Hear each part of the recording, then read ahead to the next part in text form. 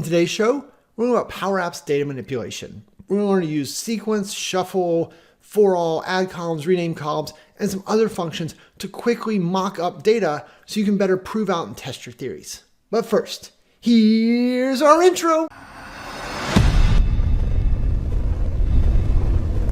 Hi, my name is Shane Young with PowerApps 911. Those guys.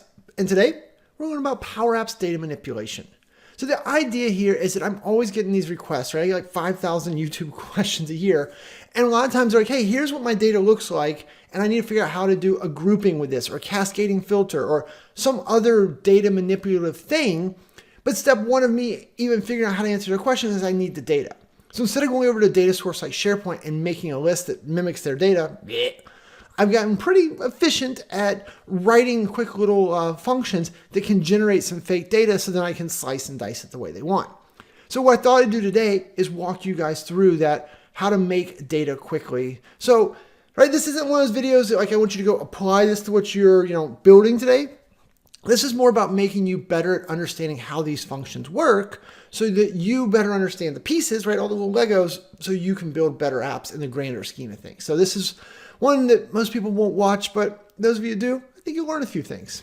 Anyway, let's switch over to my desktop and take a look. The first thing to do is let's look at an example. So this is the type of thing that people give me. They're like, hey, Shane, my data looks like this. So you can see you got some numbers, some different departments, invoices, some different dates. And like maybe they want to do some groupings. They want to group it by department. So I got to explain how to use a GroupBy function. Or maybe they want to do some cascading. So they want to select the HR or the executive right here and then see all the executives down here.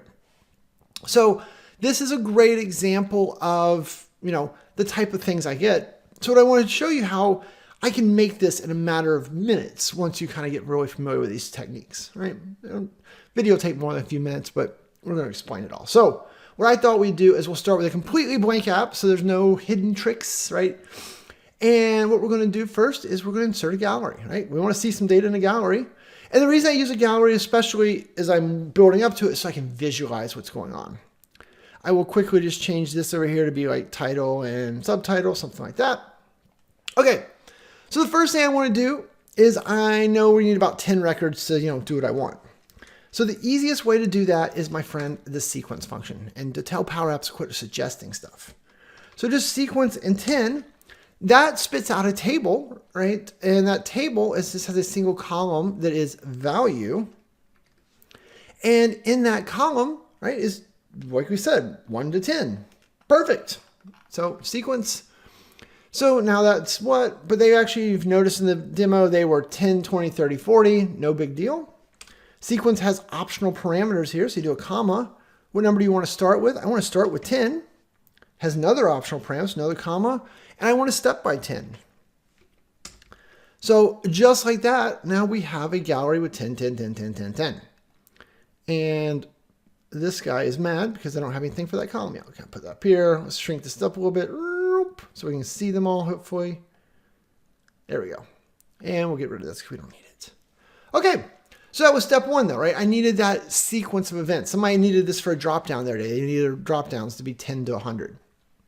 So then now, the next thing here is I wanted a department. And so they're like, hey, we have a bunch of different departments and we're going to group by those in a minute. Well, I don't want to make a bunch. I'm going to make like 3. So I'm going to come up here to sequence. Sequence put out a table. Gallery wanted a table. Well, the function AddColumns is a way to add columns to a table, right? Its first parameter is a table. So we're just going to nest this table inside of there. And we'll do one here. And we'll call this department name.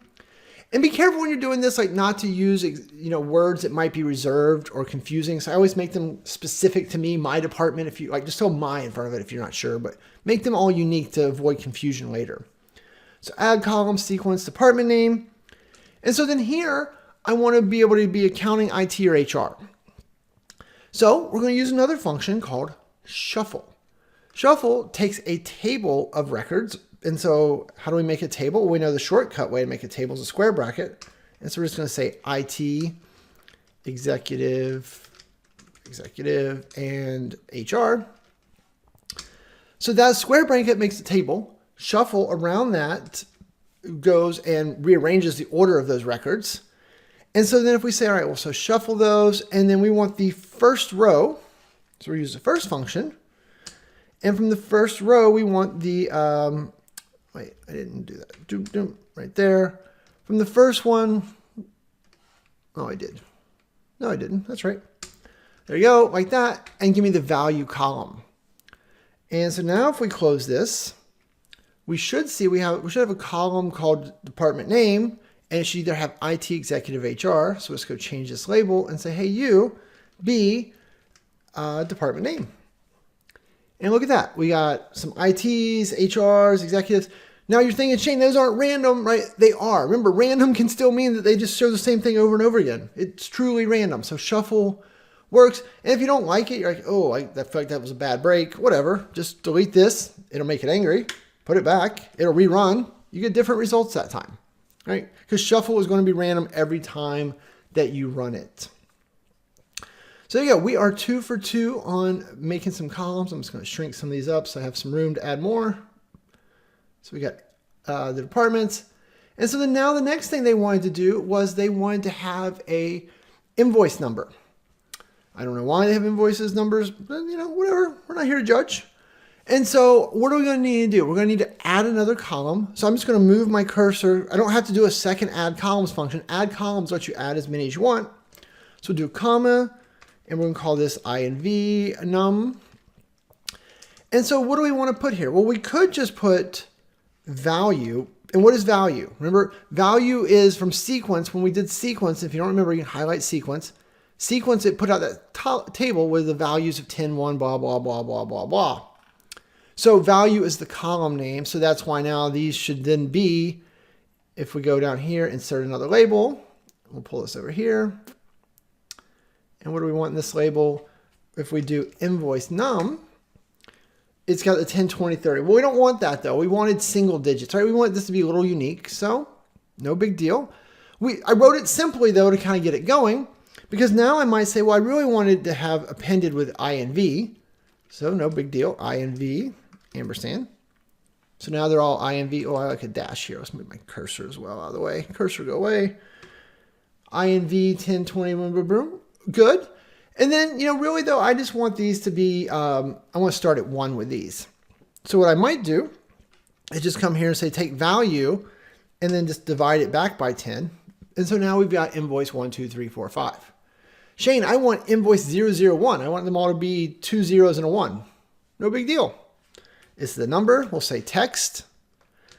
And then we'll say use this format. Wait, so we want 000.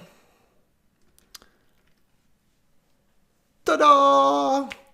Just like that, we've kind of faked the data to be the thing that they wanted, right? Not a big deal. So there you go.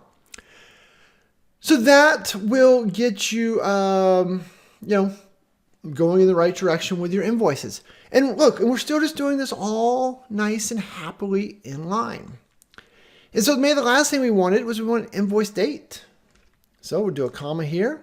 We'll call the column INV date. We'll probably hit Shift Enter to jump to another line. We'll kind of make some more room here.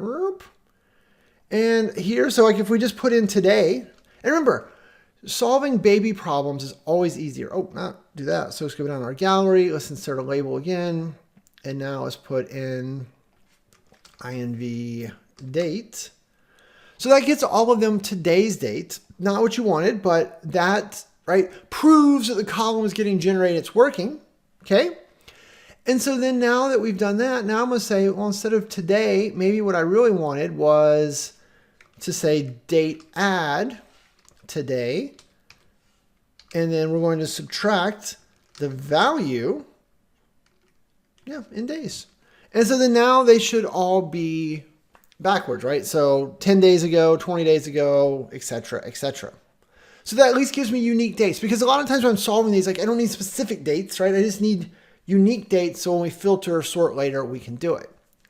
Now, what if you wanted to group by dates in a little bit? Well, how would I make these dates not so, right, make them all different? What if I just wanted to have them one of 3 dates? So I thought about that for a second. I'm like, all right, well, what if I use my friend mod? So mod is a function that takes a number and divides it by in this case 3, divides it by the second number. So if value is 10, it would divide it by 3. 3 goes in there evenly to get to 9, right? So 3 times. So it has a remainder of 1. So mod just returns the remainder of a given number, right? Let's just throw a label up here, right? So if we do mod 10, 3, that's going to get you a 1.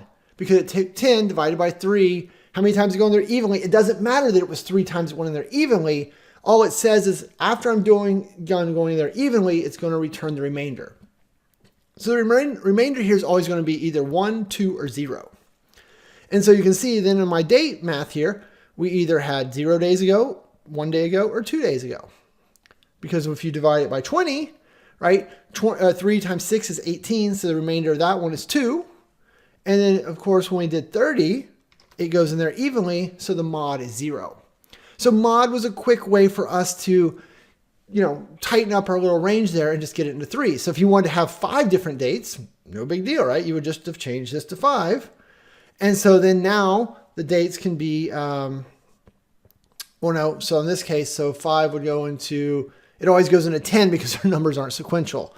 So then I'd have to probably say, take this, divide it by 10. Boom. We're right back to where we wanted to be. So, right, and once again, I don't want you to learn the specifics. You're never going to actually do this. What I want you to understand is that these things are all available to you and to solve them in tiny little baby problems and get to what you want, right? Like we went from just a list of the numbers 1 to 10 to the list of whatever in, let's see, where's my recording? It's been about 10 minutes. And that was with me explaining it. Like if you just wrote this on your own, it'd been more like 10 seconds. Maybe not 10 seconds. I don't type quite that fast, but you get the idea. Okay, but so now that we've kind of shaped out this data, and let's check over here and make sure, did I get all the things we wanted? We did, okay? So then now that I've got this data, let's get rid of this mod. One of the things that you could do, right? So we used a gallery to build this so we could quickly visualize, but now I want it in a collection so I can more readily manipulate it. No big deal, right? Copy this, throw a button on the screen and just be like, hey, ClearCollect, no, not clear data, ClearCollect, col test, paste that formula, don't even look at it, just close your parenthesis, right? I didn't manipulate nothing. All I did was type in this stuff and then this last piece right here. And now if we press the button, whoop, now all that data is in a collection, okay? So we're happy. We're like, all right, cool, I can do what I want. So next up was the person asking this question said, hey, I want to do, I wanted to see that stuff grouped. So we're gonna have to do like a nested gallery to do this. Ooh, sounds fancy. It is fancy. So first off, we're gonna go over here and we're gonna say, all right, well, let's just make sure our data works. So col test, that does. And then now we're going to use the GroupBy function, col test, and we're gonna group by department, department name. And then when you use GroupBy, you then have to put the rest of the data into a holder. So I always name it data with capital letters like that. I don't know why I did it the first time I did it, and it's just stuck in my brain. And if you're not familiar with GroupBy, if you look up above, there'll be a link. I have a video to GroupBy. Like I have individual videos on almost all of these functions that we've covered today. I'm just trying to kind of tie up all the pieces. A lot like we do in our training classes. I mentioned I had a live training class coming up. Have you signed up for that? Go to training.powerapps911.com and click on the live link. I hope to see you there. Anyway, so now that we've grouped this data, so we can see that, we've got 3 different departments, and we knew that from our earlier work, but I want to see all the records in here kind of like child's, or all the children, right? So with the gallery selected, we'll do another gallery in vertical. This puts a gallery inside of a gallery. We'll change that one to be title. And so then this little gallery goes inside of here. And so for this one, what you're going to do is you're going to say your items is this item dot data. And then inside there, there's a label. And for that label, we're going to show the invoice number. And bammo whammo, we'll delete some stuff. Let's delete the next arrow here that's making that ugly. Let's just delete this next arrow. So there you go. So now if you hit play, we have been able to group. So there's the different ones for executives, there's the HR, there's the IT. And remember, they're going to be different than what you see over here because this one is being generated by this formula, whereas this one was generated by the collection. If you wanted to visualize the same data, then just go over here. I would probably comment this out in case I decide I want it again. Let's go here and here. And then if you just say col test, there you go. Now we're seeing the raw data here. And so you can see that there's 1, 2, 3, 4, 5 executives. And if we look up here, there's 1, 2, 3, 4, 5 executives, 3 HRs, and 2 ITs. So there you go. So now we were able to learn about GroupBy without us having to go make a bunch of fake data, right? Like boom, boom, boom. We've grouped some data and done our thing. So we'll just kind of pull this up. Now, the last thing that they wanted, the person asking the question, which I think was one of my students. So I just put a border around this thing just to make it so it's clear where it's at. The last thing they wanted was like cascading from that then. So we'll start another gallery out here, right? Galleries are free, no big deal.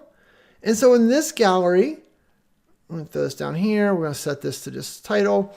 They wanted to see, so what if I had another list that had a bunch of employees for those departments? So down here, we just want to see all the employees in the executive department. Well, I got to create that list first. So I threw a button up here. And I'm like, all right, well, so my departments, I'm going to need this in just a second. That's the code for making a table.